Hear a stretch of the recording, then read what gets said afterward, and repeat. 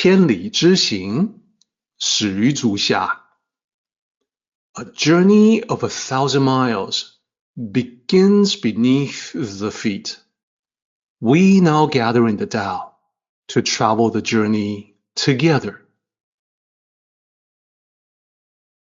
Welcome to Tao Talks with Derek Lin, where we take a deep dive into the Tao Te Ching by Lao Tzu.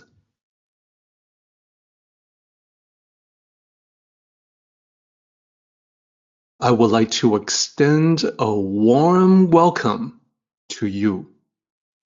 Thank you for joining us.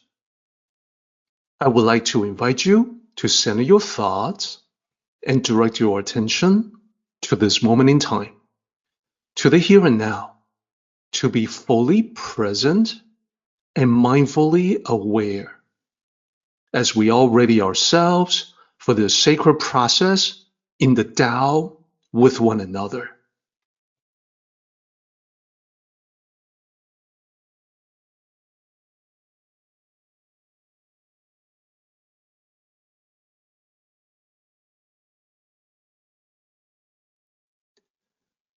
So as you think about this self-application, it'll be helpful to have an illustration of the concepts from Lao Tzu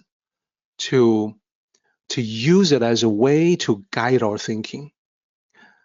That is what the next slide shows. Let's take a look.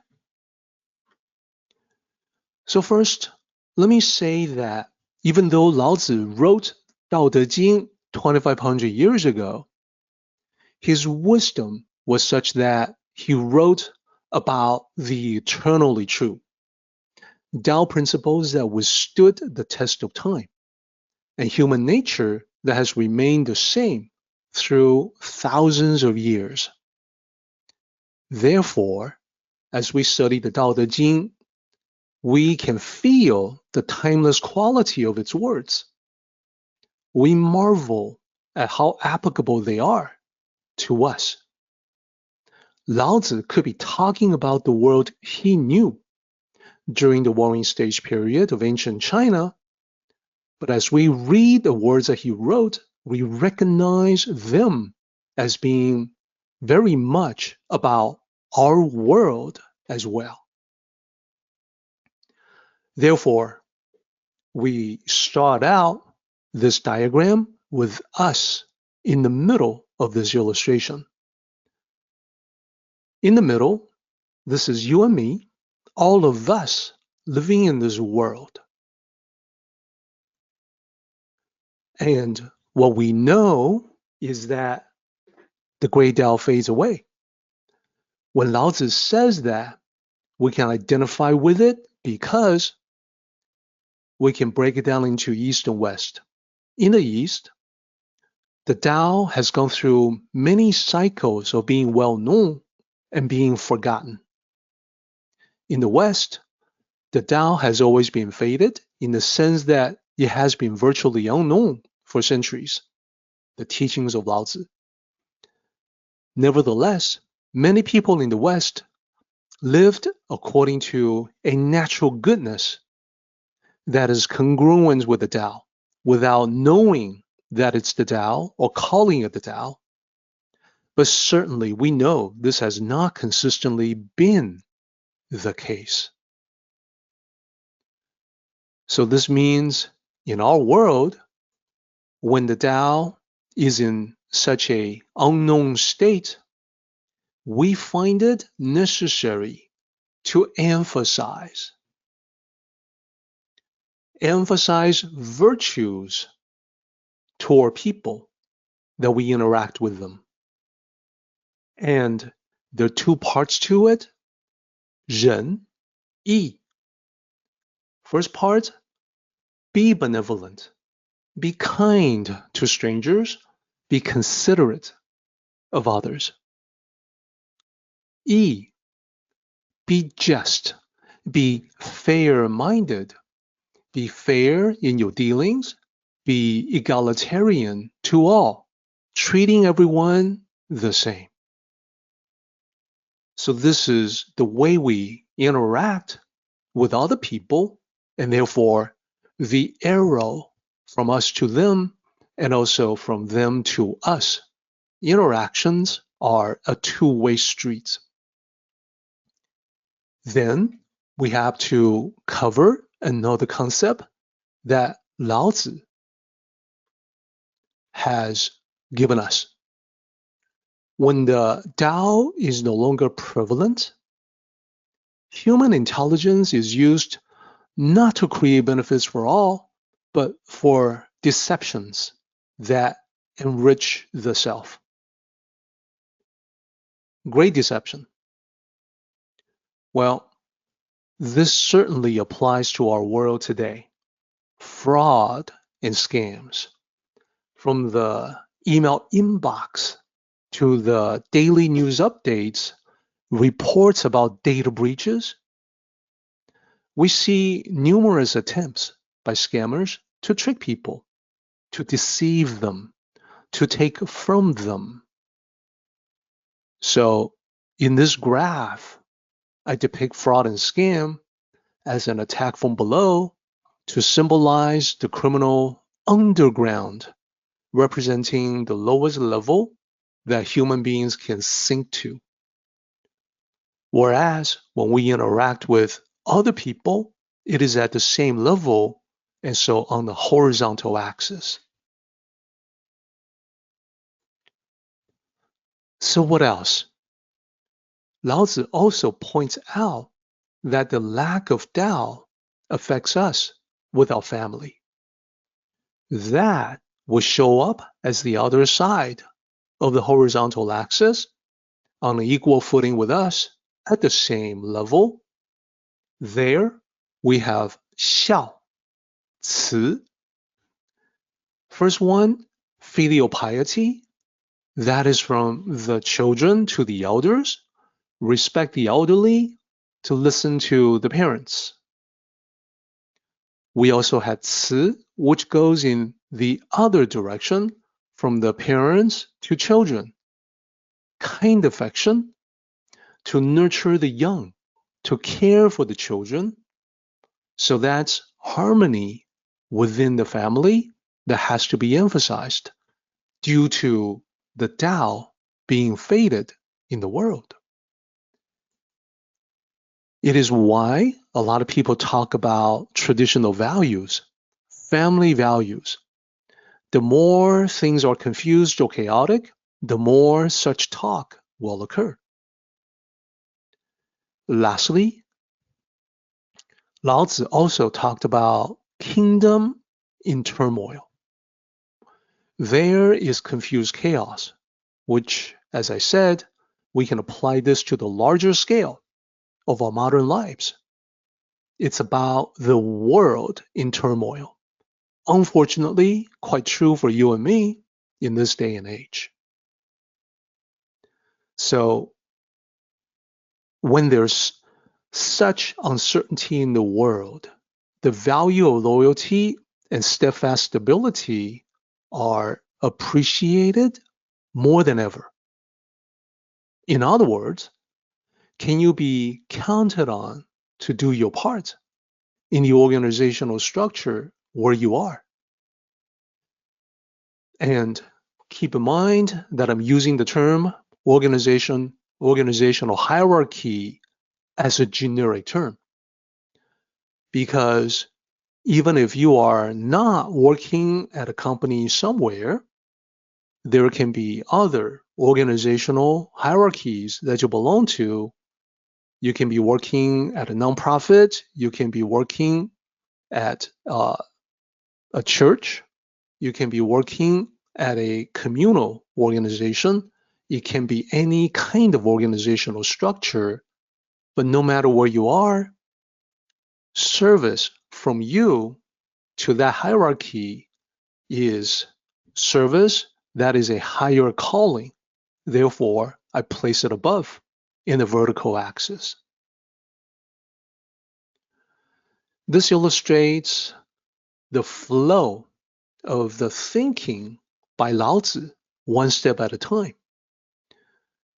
And I think you can see, looking at the image as a whole, it makes sense to line up your daily interactions horizontally, dealing with people on the left, family members on the right. Fraud and scam coming from below. These are lowly attacks from lowly human beings, perhaps the most despicable human motivations that we can identify. Then above you, your contribution in any group setting could be your work, your neighborhood, whatever that case may be, depicted as being of service to a higher calling. It's where you provide effort, time. It can be a noble cause at a higher level of human endeavors. So this is definitely one way to visualize the chapter 18, and it can make the concepts easier to grasp. But there is yet another way to illustrate the ideas from Lao Tzu.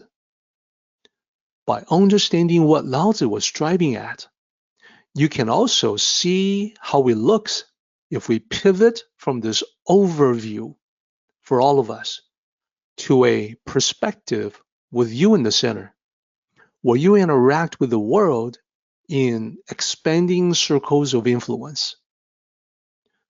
The next slide will show you what I mean by that. Let me say that I find the message of this chapter to be truly profound. And therefore, in order to get its full meaning, that is my motivation to present this view centered on you. And it reveals the final and most important lesson of this chapter. Now, you are in the center, below the screen, toward the bottom of this slide. Please note I have the Tao below you to represent your existence being rooted in the Tao. Then I have a circle around you to represent your essential nature. This is who you really are as a person. The good and bad, your strengths, your imperfections, your flaws, the things that you are working on to improve yourself. All of it.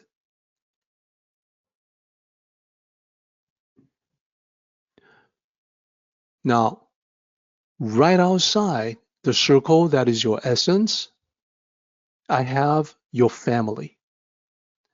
The people who are closest to you in this world. This can certainly include your friends, who many of them can feel closer than family. And outside of that circle, I have a larger circle representing the external world. It is the world at large. As we have noted, the Tao has faded in our world. In our metaphoric language, we would say the storm has come, plunging the world into chaos and bringing the powerful wind that will do its best to uproot the tree. The chaos in the world, the powerful winds of fate, it will be doing its best to reveal your true character. It is what we would call the times of adversity. In times of adversity, one question to ask, one true nature to reveal would be, is there kindness and honor in your essence? When times are bad, how well or poorly will you treat your fellow human beings? And what about your family? When there is so much disharmony all around us, can you hold on to your home as a haven of harmony. And what about the external world? When there's so much deception all around us, can you guard against all the manipulation and misinformation? And finally, going back to your essential nature, when there's so much uncertainty in the world, is there loyalty and dedication in your character? Can other people count on you? Can family members, friends, co-workers, neighbors, even total strangers? Can anyone count on you? So these are the important questions that Lao Tzu has raised. They become apparent when we view it from a self-centric context like this. It is still talking about the same ideas presented by Lao Tzu, but just looked at in a different way.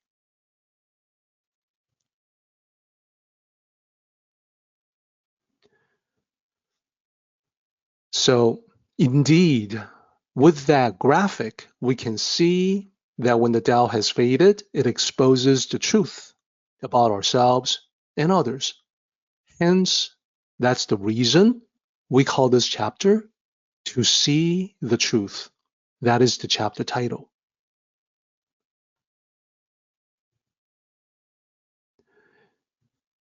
It is only when the Tao has faded that we begin to see the truth about others and ourselves. I wanted to put this here as a bullet point because it deserves that emphasis. Chaotic times essentially become a test of character, testing you in your essential nature, your home, and your interactions with the world at large. So you can see why the illustration in the previous slide depicted those expanding circles. For the most profound and clearest understanding of this chapter, I turn to one of the teachers I learned from, Grandmaster Chen De-Yang. He used a metaphor, a vivid mental image of a tree swaying in the hurricane, looking like a maybe uprooted any minute. It is only when the storm comes that we begin to see the truth of how well a tree has been planted. Everything was fine when the weather was good.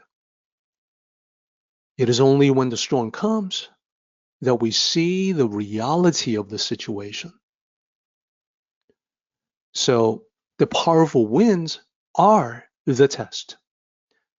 Specifically, the winds are testing the depth and strength of the tree's roots.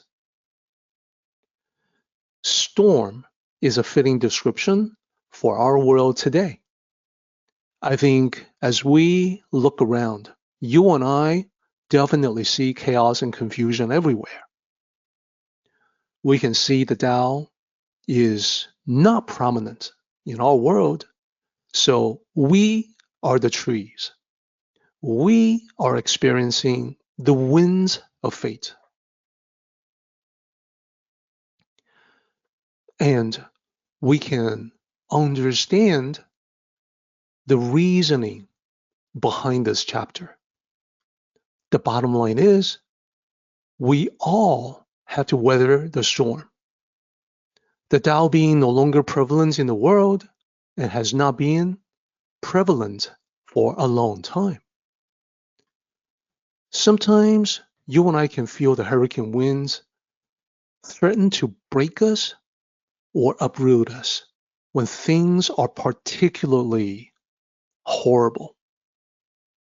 This test can occur in any aspect of life. It can happen when you interact with people in society, when you try to build harmonious relationship at home, and everywhere in between. The way that things are today makes everything more difficult. And that is why we have to apply what we have learned in the Tao. When the going gets tough, the question to ask ourselves is, how strong are our roots in the Tao? And now we can see the full meaning of Lao Tzu when he began this chapter with these two lines. The great Tao fades away, there is benevolence in justice.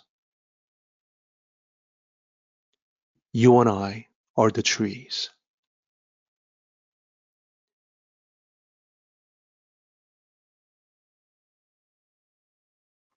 Our meeting has come to an end, but the journey continues on. Until next time, may the Tao fill you with peace and happiness.